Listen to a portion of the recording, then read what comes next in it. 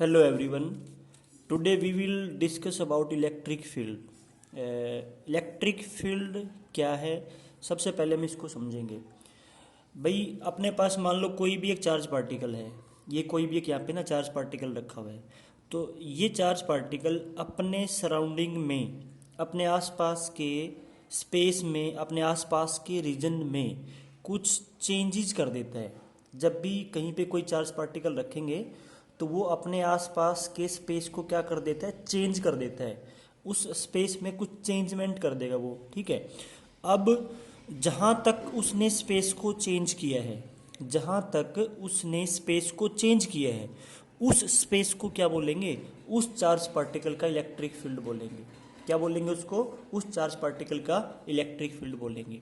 अब ये आप ऐसे भी समझ सकते हो कि भाई जैसे यहाँ पे मान लो एक चार्ज पार्टिकल रखा हुआ है, तो इसके सराउंडिंग में मान लो कि मैं यहाँ पे एक चार्ज पार्टिकल रखता हूँ, इसके पास कोई दूसरा चार्ज पार्टिकल रखता हूँ यहाँ पे, तो इसके ऊपर क्या लगेगा, इसके ऊपर फोर्स लगेगा, ठीक है, इसके ऊपर फोर्स लग रहा है।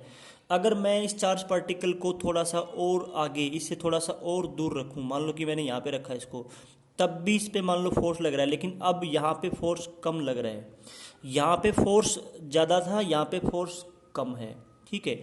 तो जैसे जैसे इस चार्ज से हम दूर जाते जाएंगे, चार्ज पार्टिकल को दूर रखते जाएंगे, तो चार्ज पे जो फोर्स लगेगा वो कम होता जाएगा।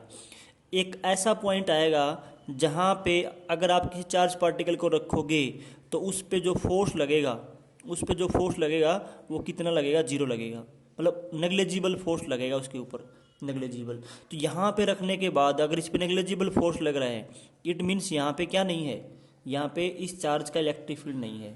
तो वो वाला स्पेस जिसके अंदर ये चार्ज दूसरे चार्ज पार्टिकल के ऊपर फोर्स लगाता है, वो वाला स्पेस जिसके अंदर ये चार्ज पार्टिकल दूसरे चार्ज पार्टिकल के ऊपर क्या लगाता है, फोर्स लगाता है, उस स्पेस को इस चार्ज पार्टिकल का इलेक्ट्रिक फील्ड कहेंगे। इस चार्ज पार्टिकल का क्या कहेंगे, इलेक्ट्रिक फील्ड कहेंगे। तो इलेक्ट्रिक फील्ड को सिंपली ऐसे हमने डिफाइन कर सकते हैं, it is a space around a charged object, it is a space around a charged object in which it exert force on other charge particle. तो वो स्पेस जिसके अंदर ये फोर्स अप्लाई करेगा, एक्सर्ट करेगा दूसरे चार्ज पार्टिकल पे, उस स्पेस को, उस रीजन को इस चार्ज पार्टिकल का इलेक्ट्रिक फील्ड कहेंगे, ठीक है। इसके बाद देखो यहाँ पे एक और टर्म डिफाइन करते हैं, this is electric field strength. Electric field strength और इलेक्ट्रिक फील्ड इंटेंसिटी भी हम इसको बोलते हैं। इलेक्ट्रिक फील्ड स्ट्रेंथ और इलेक्ट्रिक फील्ड इंटेंसिटी जो है, दिस इज वेक्टर क्वांटिटी। इसको मैंने ई से डिनोट किया है, और ये वेक्टर जो एरो लगा हुआ, ये क्या, किस चीज़ को रिप्रेजेंट कर रहा है, कि ये एक वेक्टर क्वांटिटी है। अब देखो जैसे हमने इससे पहले बात की थी कि भाई यहाँ पे जब मैंने चार्ज पार्टिकल को रखा तो उस पर ज़्यादा फोर्स लगा, अब थोड़ा सा और दूर रखेंगे तो फोर्स कम होता जाएगा, ठीक है। इसका मतलब ये हुआ कि यहाँ पे जो फील्ड था, इस चार्ज पार्टिकल का यहाँ पे जो फील्ड था, जो इलेक्ट्रिक फील्ड था, वो ज़्यादा स्ट्रॉन्ग था। यहाँ पे फील्ड स्ट्रॉन्ग था, यहाँ पे फील्ड वीक है। जैसे चार्ज पार्टिकल से दूर जाते जाएंगे, जो फील्ड है उसकी स्ट्रेंथ जो है वो कम होती जाएगी, ठीक है। मतलब इस चार्ज पार्टिकल ने अपने सराउंडिंग के स्पेस में क्या कर दिया, कुछ चेंजेस कर दिए। जो एक्सटेंट है चेंजेस का, या चेंजमेंट का जो लेवल है, कितना चेंजमेंट किया है इस चार्ज पार्टिकल ने अपने सराउंडिंग के स्पेस में, वो चेंजमेंट का एक्सटेंट जैसे जैसे इस चार्ज पार्टिकल से दूर जाएंगे, वो चेंजमेंट का लेवल या एक्सटेंट वो कम होता जाएगा। तो यहाँ बिल्कुल जो इसके नियर बाई जो स्पेस है, इसमें जो चेंजमेंट है वो मतलब बहुत ज़्यादा लेवल पे चेंज कर रखा है इसने, और जैसे जैसे इससे हम थोड़ा दूर जाते जाएंगे, वो जो चेंज किया है इसने, वो चेंजमेंट तो है यहाँ भी स्पेस के अंदर, लेकिन जो चेंजमेंट का जो लेवल है, जो एक्सटेंट है, वो डिक्रीज होता जाएगा, ठीक है। तो इसके सराउंडिंग में, चार्ज पार्टिकल के सराउंडिंग में जो इलेक्ट्रिक फील्ड है, उस इलेक्ट्रिक फील्ड की स्ट्रेंथ हर जगह सेम नहीं है। जैसे जैसे चार्ज से दूर जाते जाएंगे उसकी स्ट्रेंथ भी कम होती जाएगी, उसकी स्ट्रेंथ क्या होती जाएगी, कम होती जाएगी। तो किस प्रकार से डिफाइन करेंगे इलेक्ट्रिक फील्ड की स्ट्रेंथ को, वो देखते हैं। भाई ये मान लो कोई भी एक चार्ज पार्टिकल है, कैपिटल क्यू चार्ज मैंने ले लिया, इसके यहाँ पे ये कोई एक पॉइंट है पी, इसको मैं पी मान लेता हूँ। ये जो चार्ज पार्टिकल है जिसका यहाँ पे इलेक्ट्रिक फील्ड है, इस चार्ज पार्टिकल से स्मॉल आर डिस्टेंस पे मैंने एक पॉइंट पी कंसिडर किया। अब मेरे को यहाँ पे ये चार्ज पार्टिकल है, ये चार्ज पार्टिकल क्या करेगा, इसके सराउंडिंग में इलेक्ट्रिक फील्ड प्रोड्यूस करेगा। और तो ये charge particle capital Q electric field produce करेगा, तो इसको हम सोर्स चार्ज बोलेंगे। क्या बोलेंगे इसको, सोर्स चार्ज, क्योंकि ये क्या करने वाला है, इलेक्ट्रिक फील्ड प्रोड्यूस करेगा इसके सराउंडिंग में। तो यहाँ पे इस पूरे रीजन में इलेक्ट्रिक फील्ड है कैपिटल क्यू चार्ज की वजह से। ये कोई पॉइंट है इलेक्ट्रिक फील्ड के अंदर जहाँ पे मेरे को इलेक्ट्रिक फील्ड की स्ट्रेंथ को डिफाइन करना है कि कितनी स्ट्रेंथ है यहाँ पे इलेक्ट्रिक फील्ड की। वो कैसे डिफाइन करेंगे, जिस पॉइंट पे आपको इलेक्ट्रिक फील्ड की स्ट्रेंथ को फाइंड आउट करना है, डिफाइन करना है, आप उस पॉइंट के ऊपर एक टेस्ट चार्ज को रख दो। किसको रखना है, टेस्ट चार्ज को। जो क्यू नोट है ये क्या है आपका, ये टेस्ट चार्ज है, दिस इज टेस्ट चार्ज। इसको टेस्ट चार्ज हम क्यों बोलते हैं, क्योंकि इसको हमने यहाँ पे किस पर्पज से रखा है, हमने इसको यहाँ पे रखा है इलेक्ट्रिक फील्ड की स्ट्रेंथ को टेस्ट करने के लिए, चेक करने के लिए कि यहाँ पे कितनी इलेक्ट्रिक फील्ड की स्ट्रेंथ है, वो सब फाइंड आउट करने के लिए हमने इस पर्पज से हमने इसको लिया है। तो इसीलिए इसको हम टेस्ट चार्ज बोलते हैं। ठीक है, जो टेस्ट चार्ज होता है इसके बारे में आपको ना दो चीज़ें याद रखनी है। फर्स्ट पॉइंट ये है कि जो टेस्ट चार्ज होता है it is always positive, it is always positive. ये हमेशा कैसा लेते हैं, पॉजिटिव लेते हैं। इसके पीछे कोई लॉजिक नहीं है, कोई रूल नहीं है, this is just by convention, एक ट्रेंड है इसको पॉजिटिव लेने का बस। सेकंड पॉइंट आपको इसमें क्या याद रखना है कि जो टेस्ट चार्ज है it should be very small. इसका जो मैग्नीट्यूड है ये आपको क्या लेना है, स्मॉल मैग्नीट्यूड का चार्ज ही यहाँ पे आपको लेना है एज ए टेस्ट चार्ज। तो स्मॉल मैग्नीट्यूड का चार्ज आपको लेना है। अब देखो, अब इसके ऊपर क्या लगेगा, फोर्स लगेगा। भाई ये चार्ज इस पे क्या लगाएगा, फोर्स लगाएगा। अब देखो ये जो फोर्स लगेगा टेस्ट चार्ज के ऊपर, जो भी टेस्ट चार्ज पे फोर्स लगेगा उस फोर्स को डिवाइड कर दो टेस्ट चार्ज के मैग्नीट्यूड से, टेस्ट चार्ज के मैग्नीट्यूड से। तो ये जो टर्म है force per unit test charge, this is the force experienced by the test charge and F vector upon Q naught क्या बन गया, force per unit charge, force per unit charge experienced by the test charge is defined as the electric field strength at that point, is defined as electric field strength at that point। तो ये इस तरीके से define किया जाता है electric field strength को। तो इसको अगर हम डेफिनेशन की टर्म में लिखें, इसको अगर हम डिफाइन करें तो देखो कैसे डिफाइन करेंगे, बहुत ही सिंपल है। तो देखो यहाँ कैसे डिफाइन किया गया इलेक्ट्रिक फील्ड स्ट्रेंथ को, इलेक्ट्रिक फील्ड स्ट्रेंथ को कैसे डिफाइन किया गया है वो हम देखेंगे। Electric field strength at a point, electric field strength at a point is defined as force per unit charge, force per unit charge experienced by the test charge when placed or when kept at that point।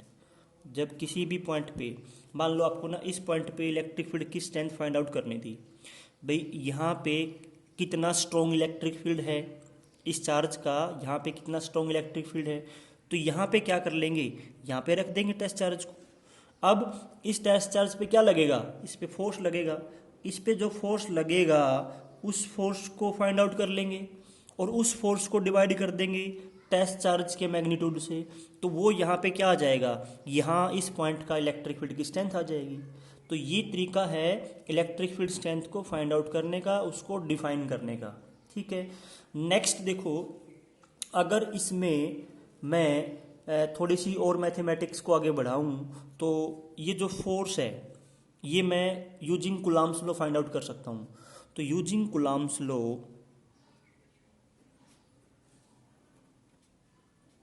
Using Coulomb's law, Coulomb's law क्या कहता है, force, electrostatic force is equal to K Q Q naught upon दोनों के बीच में जो distance है उसका square, ये हो जाएगा। अब ये पुट कर देते हैं, तो E इज इक्वल टू, सिर्फ मैं इसका मैग्नीट्यूड ले रहा हूँ, वेक्टर फॉर्म में नहीं ले रहा इसको मैं, इसका सिर्फ मैग्नीट्यूड ले रहा हूँ। तो E is equal to F by Q naught, ये इलेक्ट्रिक फील्ड स्ट्रेंथ का मैग्नीट्यूड होगा, ठीक है। क्योंकि हमें पता है इलेक्ट्रिक फील्ड स्ट्रेंथ जो है वो एक वेक्टर क्वांटिटी है, उसके पास मैग्नीट्यूड के साथ साथ डायरेक्शन भी होती है, लेकिन डायरेक्शन की हम बाद में बात करेंगे। सबसे पहले हम इसके मैग्नीट्यूड को कैलकुलेट कैसे करना वो सीखेंगे। तो इलेक्ट्रिक फील्ड का जो मैग्नीट्यूड है वो फोर्स अपॉन क्यू नॉट, ये लेंगे।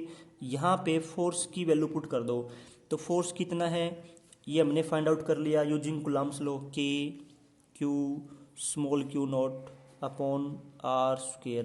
क्यू नॉट से इसको डिवाइड कर देंगे तो क्यू नॉट से क्यू नॉट कैंसिल हो जाएगा यहाँ पे, और इलेक्ट्रिक फील्ड स्ट्रेंथ का जो मैग्नीट्यूड है ये किसके बराबर आ जाएगा, के Q upon R square.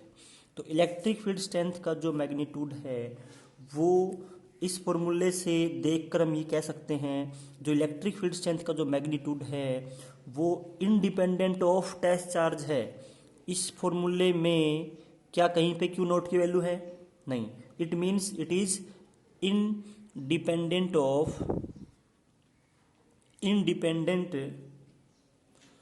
Of test charge, independent of test charge पे डिपेंड नहीं करता, टेस्ट चार्ज पे डिपेंड नहीं करता। It means electric field strength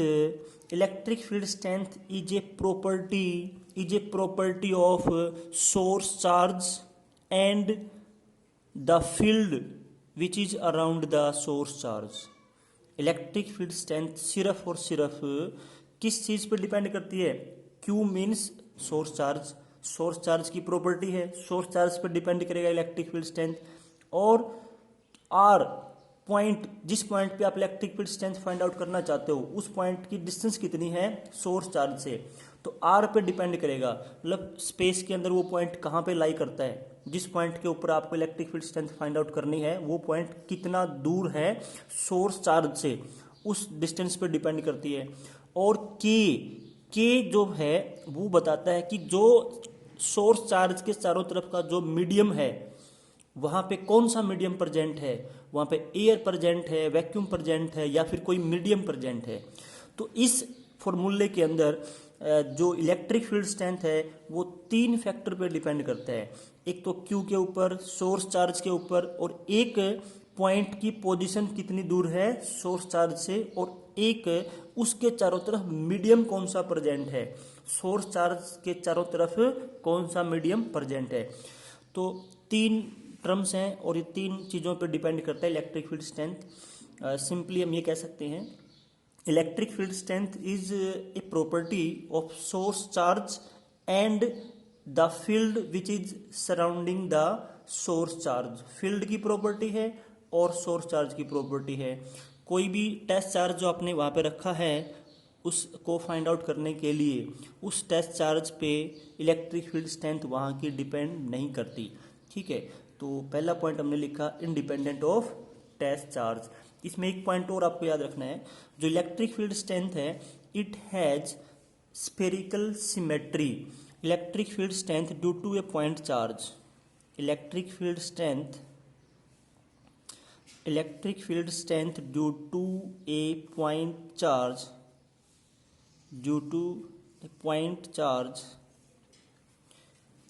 has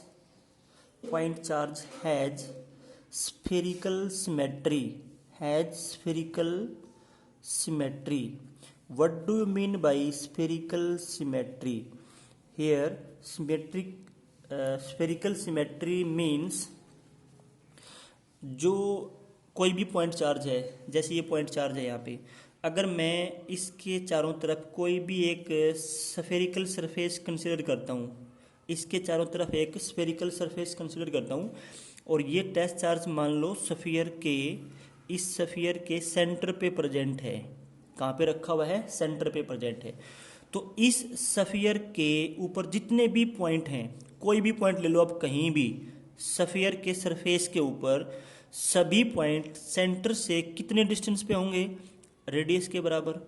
it means all the points all the points on the surface of the sphere are equidistant from the source charge. ये जो source charge है, जो point charge है, सभी point जो surface के ऊपर हैं वो इस पॉइंट चार्ज से इक्विडिस्टेंट हैं, बराबर दूरी पे हैं।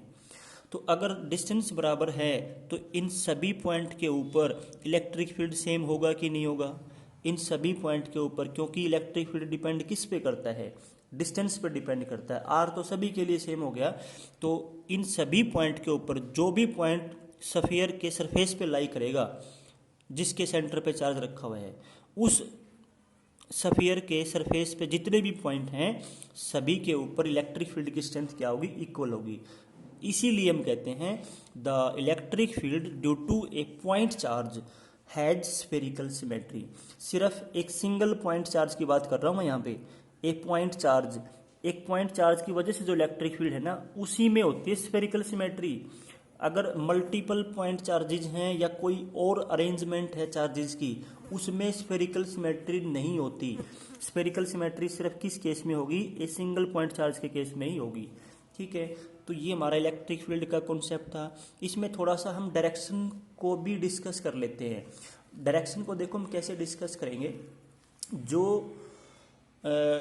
इलेक्ट्रिक फील्ड की डायरेक्शन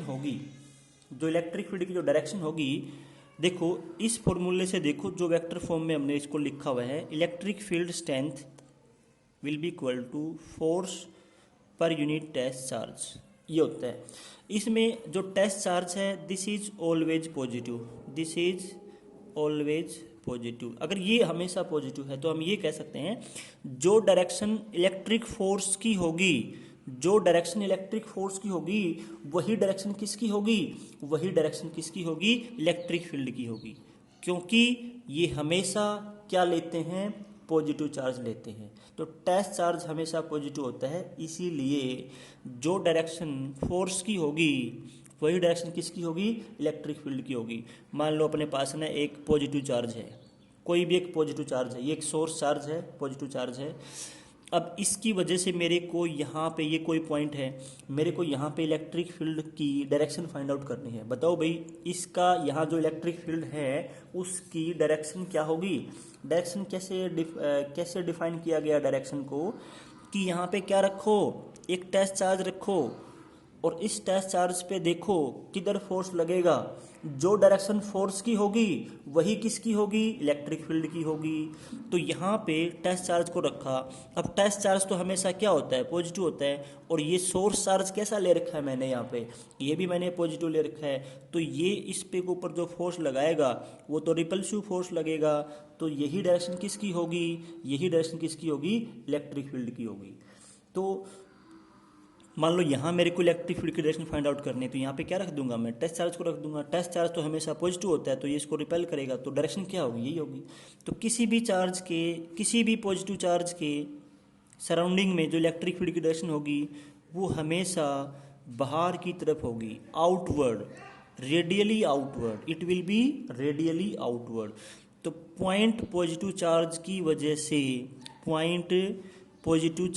वजह से जो डायरेक्शन होगी इलेक्ट्रिक फील्ड की वो रेडियली आउटवर्ड होगी। क्या होगी? हमेशा रेडियली आउटवर्ड। अगर ऐसे ही कोई मैं नेगेटिव चार्ज लेता हूँ, तो अगर मैं यहाँ पे फाइंड आउट करना चाहता हूँ डायरेक्शन, तो यहाँ पे क्या करूँगा? टेस्ट चार्ज को रखूँगा। टेस्ट चार्ज हमेशा क्या होता है? पॉजिटिव। तो नेगेटिव पॉजिटिव आपस में क्या करेंगे? रिपेल करेंगे। तो इसको ये रिपेल करेगा, तो ये डायरेक्शन फोर्स की है, तो यही डायरेक्शन किसकी है? इलेक्ट्रिक फील्ड की भी यही होगी डायरेक्शन। तो किसी भी नेगेटिव चार्ज के चारों तरफ जो इलेक्ट्रिक फील्ड होता है उसकी जो डायरेक्शन होगी वो हमेशा रेडियली इनवर्ड होगी। क्या होगी? Radially inward. तो इस तरीके से हम डायरेक्शन बता सकते हैं। अगर आपको ये फॉर्मूला याद है तो डायरेक्शन आप इजीली फाइंड आउट कर सकते हो। ठीक है, या सिंपली इसको ऐसे याद रख लो कि अगर पॉजिटिव चार्ज है तो बाहर की तरफ होगी, अवे फ्रॉम द चार्ज होगी डायरेक्शन। अगर पॉजिटिव चार्ज है तो अवे फ्रॉम द चार्ज होगी, अगर नेगेटिव चार्ज है तो टुवार्ड्स द चार्ज होगी इलेक्ट्रिक फील्ड की डायरेक्शन, किसी भी पॉइंट पे जो उसके चारों तरफ फील्ड के अंदर लाई करता है। ओके, तो this is the our topic of electric field, and I hope have you got it clearly. Okay, thanks.